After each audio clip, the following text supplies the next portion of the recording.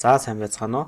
За энэ удаагийн хичээлээр та бүхэнд хэрхэн өгдлөөс шүүлт хийх, хэрхэн хайлт хийх, хэрхэн ирэмблэх талаарх хичээлүүдийг оръё.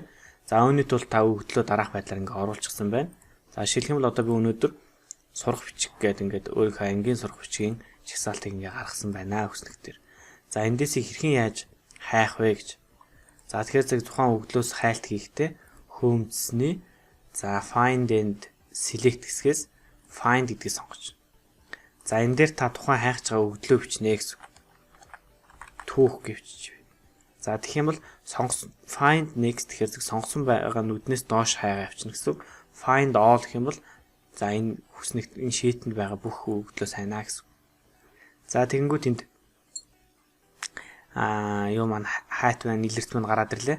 За миний гэр бүл гэсэн Excel-ийн файл дотор sheet 3 дээр нь D-ийн 11 дэх мөрөнд түүх гэдэг энэ үг байна гэдэг. За үүн дээр ингээд дарчгаа зэрэг энэ маань итгэвчээд энэ ингээд түүх гэдэг хайлт маань энэ байна шүү гэдгийг харуулж байгаа гэсэн. За иймэрхүү байдлаар та бүхэн хэмжээний мэдээлэлээс өгдлийг хайх боломжтой гэсэн. За дараагийнх нь ахаад find руу ороод replace гэсэн. За энэ маань ямар үүрэгтэй команд вэ гэхээр зэрэг тухайн одоо шилбэл маш хэмжээний файлыг одоо энэ маань ганц Word ч гэлтгөө Word, PowerPoint, за Excel гэх бүх юун дээр replace гэдэг. За энэ яа гэхээр зэрэг хэмжээний материал хийж явж байгаа. Одоо шилбэл би түүх гэдэг үгийг за арай өөрөөр түүх 1 болгохыг бодох юм бол бүх үгийг нь одоо түүх 1 болох юм бол одоо би detailed нь find дээр түүх гэсэн бол доотлол дээр нь түүх дундуур зураас 1 болгоч. За тэгэхээр зэрэг replace all гэдгийг дарчих юм бол миний энэ одоо файлд байгаа бүх түүх гэдэг үг түүх дундуур зураас 1 гэдгийг доор бичснээр болно гэсэн. Одоо шилбэл энд би түүх гэж байна. За би replace all дарангууд одоо энэ дээр бүгд болоод гэхдээ нэг л байна шүү гэдгийг харуулж байна.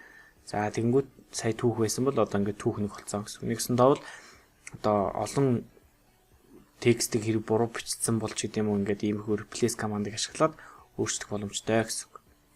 За дараагийнх нь бүгдөө ирэмбэлж үзье. За ирэмбэлнэ гэдэг маань за үсгийн дараалалаар юм уу эсвэл их тооноос бага тоо руу ирэмблэх юм уу гэдгийг тодорхойлж байгаа гэсэн.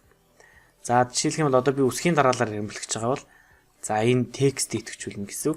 За энэ үнийн дүнгийн дараалалаар ирэмблэх гэж байгаа бол энэ үнийн дүн текст идэвхжүүлнэ гэсэн.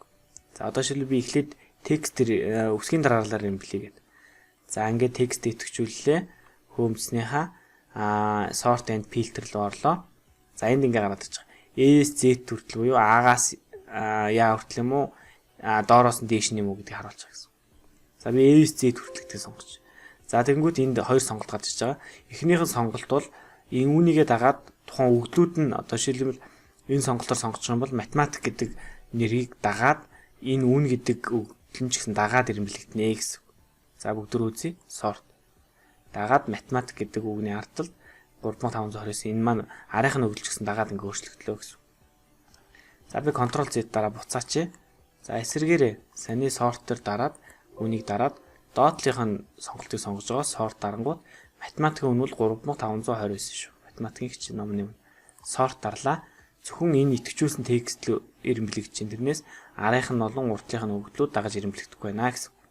Ингэх юм бол нөгөө тоо утгад нь өөрчлөлт орох учраас бид нар ирэмблэхдээ заавал бусад өгдлүүдийг нь дагуулж ирэмблэх хэрэгтэй гэсэн. За ингээд дагаад ирэмблэжлээ. За энэ бол одоо бид нар ESC төрөл буюу үсгийн дараалалаар ирэмблсэн гэсэн.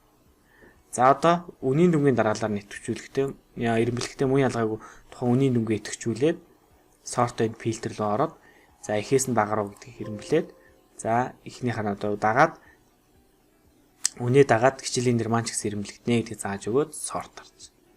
За хамгийн одоо за багаас нь их рүү нэрвэлсэн биш. За хамгийн бага үнэтэй бол мэдээллийн технологийн хичээл бол 2300 төгрөгийн үнэтэй гэдэг иймэрхүү байдлаар ингээ ирэмблээ явна гэсэн. За фильтр. За одоо тухайн фильтрээ шууд сонгоч. Тэгэх юм бол та бүхэн анзаарч байгаа шууд энэ дээдлийн гарчгууд дээр нь ингээд шууд энэ фильтрийн нэг доош харсан сум ороод ирж байгаа. Тэгэхээр зэрэг фильтр гэдэг зүйл маань тухайн гарчиг дээр зөвхөн ордог байх нэ гэсэн. За энэ шууд хөөмснийхаа sort and filter-с фильтрийг сонголоо. За энийгээ сонгож жагаад нүдээ сонгож жагаад оруулж. За ингээд доош харсан сумууд толчлоо гэсэн. За эндээс яаж фильтр гэдэг маань юу гэсэн үг вэ? Зэрэг тухайн өгдлөөс шүүлтүр хийж гаргаж ирнэ гэсэн, шүүж гаргаж ирнэ гэсэн.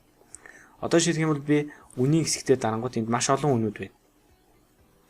За жишээлх юм бол би одоо select all-ын болиулж агаад энэ 2400 төгрөгийн үнэтэй ном аль ном нь вэ гэдгийг харах юм бол тухайн зүйлийг зөвхөн ганцаарнгийн сонгоод окей дарчих. Энэ 2400 ч нь бол түүхийн ном юм байна. За энийг select all-ын болиулж 3600 төгрөгийн хайл бай. За энэ биологи 3600 юм байна. За тэгэнгүүт буцаагаад энэ анзаарч байгаа бол одоо энэ үл бүгд select-тэй буюу ингээд бүгд байна. Гэтэл бидний нөгөө бусад хичээл яа харагдахаас гэхээр үнийн дүн дээр зөвхөн 3600 төгрөгийг л харж байгаа учраас ингээд харагд. Select all гэж байгаа буцаагаад харуулж агаад за энэ дотроос за математикийн хичээлийг одоо ямар хүн үнийн дүн тавина вэ гэдгийг харах юм бол иймэрхүү байдлаар ашиглах гэсэн. Тэгэхээр зэрэг энэ фильтрийг ямар үд ашиглах вэ гэхээр зэрэг маш их хэмжээний олон өгдөлтэй ажиллаж байгаа үед энийг ашиглаж болно. Жишээлх юм бол одоо 9 дугаар ангийн хүүхд хэд байна вэ гэдгийг харах юм бол эндээс ингээд зөвхөн анги гэсэн байх юм бол 9 дугаар ангиас сонгоод фильтртэхэд 9 дугаар анги дээр байгаа бүх хүүхдүүд харагдана гэсэн. Хэмжээний мэдээлэл нь нэгсэндээ тухайн зөвхөн нэг мэдээллийг шүүж авахын тулд энэ фильтрийг ашиглаж ялгаж авал тохиромжтой гэсэн. За тэгэхээр хүүхдүүд өнөөдрийнхөө хичээлээр хэрхэн ирэмблэх, хэрхэн шүүлтүр хийж фильтрдэх. За тэгээд хэмжээний мэдээллээс тухайн өөрийнхөө мэдээллийг хайж олох талаарх хичээлийг орлоо.